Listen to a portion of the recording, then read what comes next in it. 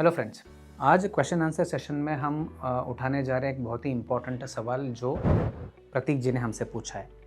इन्होंने पूछा है कि इनके माता जी को स्टेज 3 ओवेरियन कैंसर है और इनको ऑलरेडी प्लान किया गया है वीकली पैक्लिटैक्सेल कार्बोप्लाटिन कीमोथेरेपी का, जो 3 साइकिल पहले मिलेंगे सर्जरी से, उस सर्जरी के बाद 3 साइकिल मिलने वाले हैं। ये पूछते हैं कि अगर कीमोथेरेपी और टारगेटेड थेरेपी जो बेवासूजिमab भी ऐड किया गया है थेरेपी में, अगर इसका अच्छा रिस्पांस मिलता है तो साइटोरेडक्टिव सर्जरी जो होगा इसके साथ हाईपेक ऐड करने का फ़ायदा है क्या? सो प्रतीक जी, बहुत ही इंपॉर्टेंट सवाल है। Thank you very much for this question. So single word में मैं बोलना चाहूँगा, यस, ये सेटिंग में हाईपेक का पेशेंट को एडवांटेज रहेगा, बट इसमें 3-4 मैं पॉइंट्स हाईलाइट करना चाहूँगा। एक तो है कि पेशेंट का ओवरऑल फिटनेस ऐसा रहना चाहिए, जब हम कीमोथेरेपी के बाद सर्जरी करने वाले हैं तो उस टाइम पे जो सर्जरी होगा और उसके साथ जो हाईपेक होगा इसको बर्दाश्त करने का, क्योंकि cytoreductive surgery as a whole along with हाईपेक जो है ना, एक्सटेंसिव सर्जरी होता है, तो patients fitness is very important. हमारे सेटअप में हम यूजुअली कीमोथेरेपी से पहले ही प्रीहैबिलिटेशन का काउंसलिंग करते हैं पेशेंट को, ताकि during chemotherapy also patient can work on their health, because कई सारे स्टेज 3 स्टेज 4 पेशेंट्स में न्यूट्रिशन कम रहता है, वेट लॉस हुआ रहता है, पेट में पानी भरने की वजह से खाना पीना अच्छा नहीं रहता है। तो ये सब चीज़ों को ध्यान में रखते हुए हमें प्री कंडीशनिंग करना रहता है।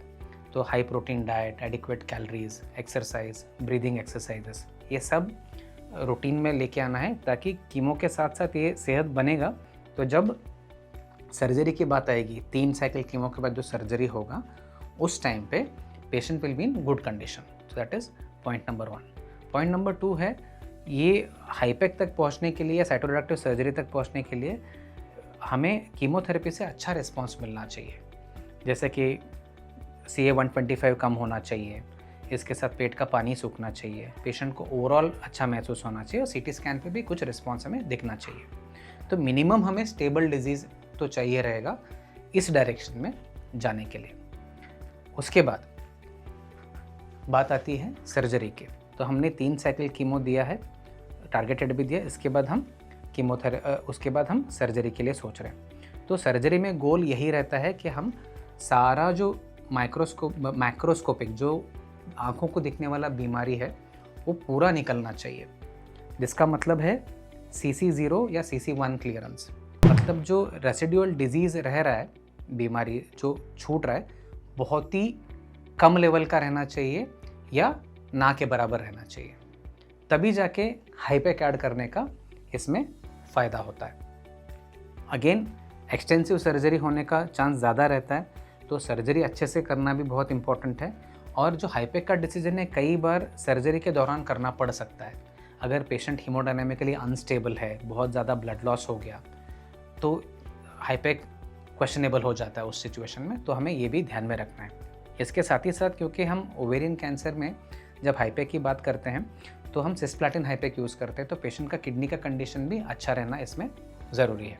सो दोस्तों, स्टेज 3 स्टेज 4 में डेफिनेटली जब हम कीमो दे के सर्जरी कर रहे हैं, हाईपेक का रोल रहता है, बट हमें पहले से तैयारी की ज़रूरत है।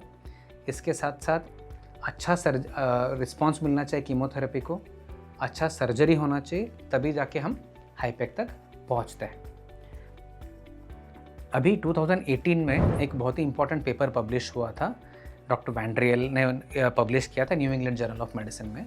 तो ये साइंटिफिक एविडेंस देता है फॉर द रोल ऑफ हाईपेक इन ओवेरियन कैंसर, जब हम हाईपेक इस्तेमाल कर रहे हैं कीमोथेरेपी दे के, जब हम सर्जरी करते हैं ये सेटिंग में। तो इसमें हमने देखा कि सर्वाइवल में कुछ नहीं तो भी हाईपेक के एडिशन से 12 से 14 महीने का हमें एडवांटेज मिलता है।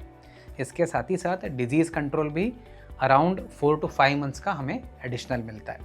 तो ये साइंटिफिक प्रूफ ज़रूरी है जब कोई हम सर्जिकल अप्रोच को या ट्रीटमेंट अप्रोच को चेंज करते हैं, तो वहाँ पे हमें साइंटिफिक एविडेंस चाहिए रहता है, ताकि जो हम कर रहे हैं वो पेशेंट के लिए बेनिफिशियल रहे।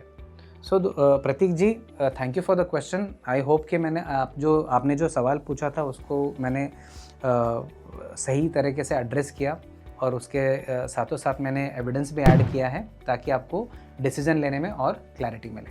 Thank you very much.